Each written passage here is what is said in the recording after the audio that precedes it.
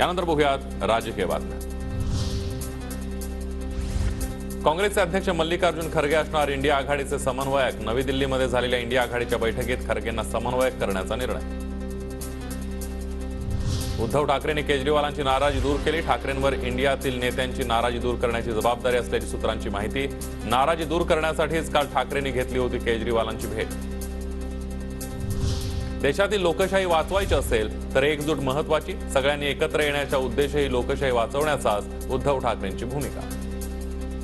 एकत्र जे आलेले आहेत ते आम्ही कोणाच्या डोक्यामध्ये नेतृत्वाची हवा नाही भरलेली, तर देश आम्हाला वाचवायचा आहे। देश हा सर्वोच्च आहे। देशातली लोकशाही ही वाचली पाहिजे, कारण देशातली लोकशाही जगली तर देश जगेल आणि ती जगवण्यासाठी आम्ही इंडिया बनून एकत्र आलेलो आहोत। राहुल गांधी इंडिया आघाडीचे सारथी होऊ शकतात। नाना पटोलेंचं इंडिया आघाडीबाबत मोठं वक्तव्य। की लीडरशिप में आराम से देश हम जीतेंगे और ये लोकतांत्रिक व्यवस्था को पुनः ताकत देंगे। तो राहुल गांधी सारथी बनेंगे? बिल्कुल बनेंगे।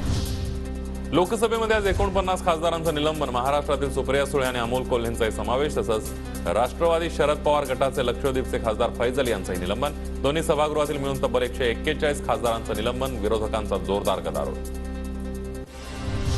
संसदेतल्या सर्वांची सुरक्षा महत्वाची, त्यामुळे घुसखोरी घटनेवर चर्चा व्हावी इतकीच आमची मागणी। पण सरकार चर्चेपासून पळ काढतंय। दडपशाही सुरू आहे। निलंबनानंतर सुप्रिया सुळेंची तिखट प्रतिक्रिया। देश में बहुत गलत हो रहा है और क्या मांग थी हमारी? हम सिर्फ एक रिप्लाई, जो हादसा हुआ है, जो हल्ला हुआ है संसद में, उस पर सिर्फ चर्चा चाह रहे हैं, लेकिन सरकार चर्चा नहीं करना चाहिए, भाग रही है। आम्ही आणीबाणी ऐकली होती, आता अनुभवत आहोत। निलंबनानंतर खासदार अमोल कोल्हेंची प्रतिक्रिया। संसदेच्या सुरक्षेवर सरकारला चर्चा करायची नसल्याचा आरोप। की कदाचित मी आतापर्यंत आणीबाणीविषयी फक्त ऐकलं होतं, आज मी अघोषित आणीबाणी काय असते ती अनुभवली। संसदेतील घुसखोरी प्रकरणामध्ये शरद पवार यांचं उपराष्ट्रपती जगदीप धनखड यांना पत्र। सुरक्षेतील त्रुटींची तत्काळ चौकशी करण्याची पवारांची मागणी। देशातील विरोधक मोठी चूक करतायत, त्यांचा मार्ग चुकतोय। संसदीय समितीच्या बैठकीमध्ये पंतप्रधान मोदींचं वक्तव्य। सूत्रांची माहिती।